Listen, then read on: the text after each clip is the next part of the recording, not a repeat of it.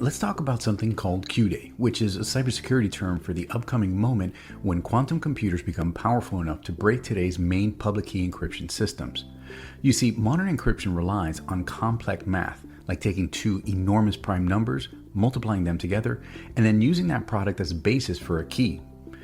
Going forward is easy, but reversing the process to find the original primes is painfully hard.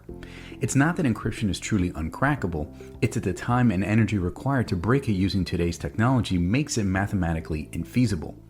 But quantum computer changes that math drastically, using something called a qubit. Instead of trying one possible key one after another in sequence, which could take hundreds of years, quantum algorithms can evaluate an enormous number of possibilities in parallel at the same time. Today, we're living in what's called the NISQ era, which stands for Noisy Intermediate Scale Quantum. This is between roughly 100 to 500 qubits, and it's also where Google's quantum chip Willow resides.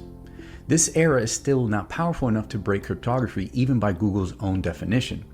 Systems today, while impressive, can't maintain quantum coherence long enough to perform cryptographically relevant operations. The next era is known as early fault tolerance, and this is between 1,000 to 10,000 qubits. Quantum chips in this era will have basic error correction and can handle effectively a handful of logical qubits.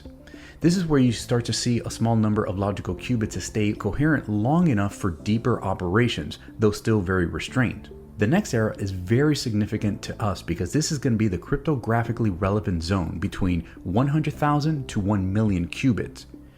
In this era, we have surface code style error correction, and this is also the subject of a recent 2025 paper by Google Quantum's AI team.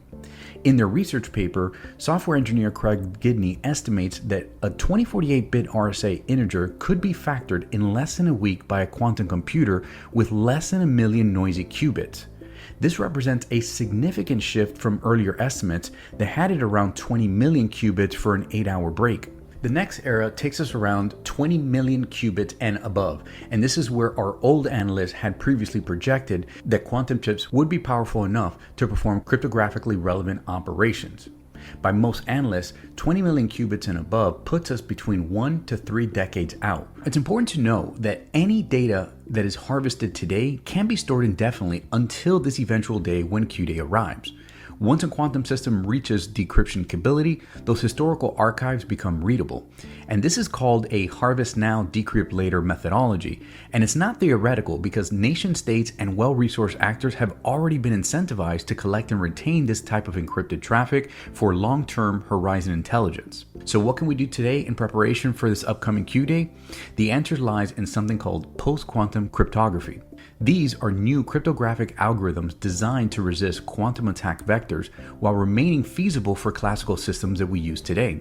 To frame this realistically, QDay will not arrive in a single day, but rather when we start to see commercial and lab demonstrations of quantum cryptography breaking, this means that nation state and well-resourced actors have likely already been abusing this for years in the wild. In the eventual QDay arrival, global secrecy will reset overnight. And from that point forward, only systems that are quantum safe will be theoretically trusted.